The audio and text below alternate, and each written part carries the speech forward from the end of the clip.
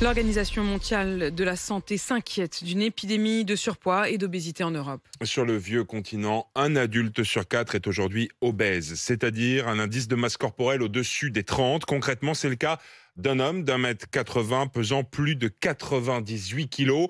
Face à ce constat, Marie Régnier, les spécialistes réclament des mesures fortes.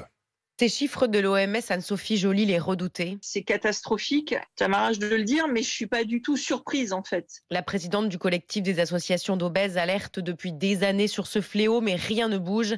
Pour elle, il faut faire beaucoup plus. Il n'y a absolument pas du tout de prévention, il n'y a pas du tout d'information à la population générale sur cette espèce de drame, d'épidémie non contagieuse qu'est le surpoids et l'obésité. De la prévention et aussi de l'éducation. Plutôt que de taxer les boissons sucrées comme le préconise l'OMS, il faut apprendre à nos enfants à s'en passer. C'est ce que prône Pierre Azam, médecin spécialiste de l'obésité. On n'empêchera jamais Coca-Cola ou les autres producteurs de soda de faire des boissons sucrées. Et il faut plutôt apprendre aux enfants à ne pas boire de soda, à s'hydrater. Il faut que pour eux, ça devienne aussi culturellement nocif que une cigarette. Et ça, c'est de notre responsabilité. Lui propose d'ailleurs que des cours de cuisine et de nutrition fassent leur entrée à l'école.